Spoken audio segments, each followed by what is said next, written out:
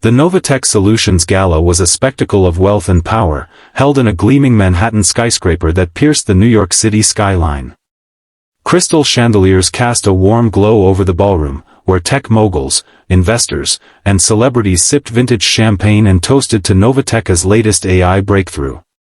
At the helm of it all was Victor Langston, the CEO of Novatech Solutions, a man whose charm masked a ruthless streak. With his slicked-back hair and tailored tuxedo, Langston was the king of this domain, his every word treated as gospel by the elite gathered around him. In the shadows of the gala, Maria Alvarez moved like a ghost. A cleaning lady for Novatech for 12 years, Maria was a single mother of two, her hands worn from scrubbing floors and her heart heavy with the struggle to keep her family afloat in a city that chewed up dreams. Tonight, she'd been roped into serving drinks, a task outside her usual duties, but she complied without protest, her navy uniform making her invisible to the glittering crowd. Her focus was on her son, Miguel, a bright teenager accepted into a prestigious STEM academy, but the tuition was a mountain she couldn't climb. As Langston took the stage to unveil Novatech's new AI, a system that could predict market trends with eerie precision, the room hung on his every word. Maria, balancing a tray of champagne flutes, weaved through the crowd, her eyes fixed on the floor to avoid tripping in the unfamiliar heels she'd been told to wear. She was halfway across the room when disaster struck. A distracted guest, engrossed in his phone, collided with her. The tray tipped, and a cascade of glass and champagne crashed to the marble floor, the sound slicing through Langston's speech like a thunderclap. The room froze. All eyes turned to Maria as she dropped to her knees, her face flushing with mortification. She scrambled to pick up the shards, her hands shaking, aware of the hundreds of stares boring into her. Langston, sensing an opportunity to flex his dominance, didn't miss a beat. He leaned into the microphone, his voice dripping with venomous amusement. "Well, ladies and gentlemen, looks like our cleaning crew's auditioning for the circus." The crowd snickered, emboldened by his cruelty. "What's your name, sweetheart?" he called out, his tone mocking. "Come on, stand up, let's give you a round of applause for that performance." Maria, still on her knees, whispered, "Maria," her voice barely audible. Langston laughed, a harsh, barking sound. "Maria, huh? Maybe we should program our AI to replace you. Less mess, more class." The laughter grew louder, a wave of humiliation washing over Maria. She fought back tears, her hands bleeding from a shard that had cut her palm, but she kept cleaning, desperate to disappear. Langston wasn't done. "Honestly, folks, it's people like her who remind us why we automate, can't even handle a tray without turning my gala into a comedy show." The crowd's laughter swelled, and Maria felt her dignity shredding with every word, her heart breaking as she thought of her children witnessing her shame. Unseen in the crowd was Jason, the action star known for his roles as unrelenting heroes. Jason wasn't there for the glamour, he'd been invited by a friend, a Novatech investor, and had spent the evening observing the room's dynamics. Raised in a working-class London neighborhood, he'd known struggle and recognized the quiet strength in people like Maria, who toiled without recognition. Langston's cruelty lit a fuse in him. His jaw tightened, his fists clenched, and his eyes, those piercing, predatory eyes, locked onto the CEO. Jason didn't hesitate. He pushed through the crowd, his broad shoulders cutting a path like a blade. The room's chatter faded as he reached Maria, kneeling beside her without a word. He picked up a piece of glass, his calloused hands moving with care, and met her gaze. "You okay, love?" he asked, his British accent low and steady. Maria, stunned to see a Hollywood star at her side, nodded, her throat tight with emotion. The crowd watched, breathless. Langston, sensing a challenge to his authority, tried to regain control. "Mr. Jason, no need to play janitor," he sneered, his voice amplified by the mic, "we pay people like her to clean up their messes. Let's not ruin the evening."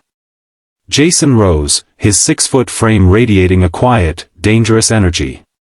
He turned to face Langston, stepping onto the stage with the grace of a panther. The room went silent, the air crackling with tension. "Pay her?" Jason said, his voice a low growl that carried to every corner.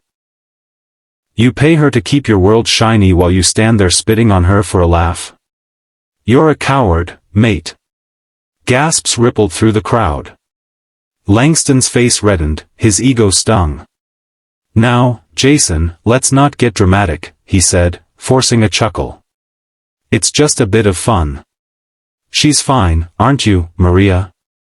He gestured toward her, expecting compliance. Maria, still on the floor, looked up, her eyes meeting Jason's. Something in his unwavering support gave her courage. She stood, clutching the rag stained with her blood, and shook her head. "No," she said softly, her voice trembling but clear. "I'm not fine." The room erupted in murmurs. Jason nodded at her, a flicker of pride in his eyes, then turned back to Langston. "You heard her. You don't get to mock someone who's worth more than you'll ever be and call it fun." He stepped closer, his presence towering over Langston, who suddenly seemed small. "You think you're untouchable up here? Let's see how you handle a real challenge." Langston scoffed, but his confidence wavered. "What, you gonna fight me, tough guy? This isn't one of your movies." Jason's smile was cold, dangerous. "Don't tempt me. But I'm not here to throw punches, I'm here to make you do right." He turned to the crowd, his voice rising. "This woman's been breaking her back for your company, and you let this clown humiliate her? Nah, that's not how it works." He pointed at Maria. "She's got a son, smart kid, needs a chance at a better life. And you," he jabbed a finger at Langston, "are gonna make that happen." The crowd was on edge, some whispering, others nodding. Langston, cornered, tried to deflect. "This is absurd. We have programs for employees." "Programs?" Jason cut him off. "She's bleeding from cleaning up your mess, and you're talking programs? Set up a scholarship for her son. Full ride. Now." Langston hesitated, his eyes darting to the crowd, who were now watching him like hawks. The room's mood had shifted. His mockery had backfired, and Jason's raw conviction had turned Maria into a symbol of every overlooked worker. Sensing no escape, Langston pulled out his phone, muttering to his assistant to establish a scholarship fund, effective immediately. The crowd burst into applause, not for Langston, but for Maria and the man who'd stood up for her. Jason stepped off the stage, ignoring the cheers, and returned to Maria. He helped her gather the last of the glass, his voice gentle. "What's your boy's name?" "Miguel," she said, her eyes shining with tears, not of shame, but of gratitude. "Miguel's gonna do big things," Jason said, a rare smile breaking through. "And you're gonna be all right." As the gala resumed, the energy had changed. Maria, once invisible, was now seen, her story spreading through whispers and social media posts. Langston's reputation took a hit, his cruelty exposed in viral videos captioned "Jason School's CEO." Novateka's PR team scrambled to announce raises for custodial staff, but the damage was done. Langston's empire was tainted by his own arrogance.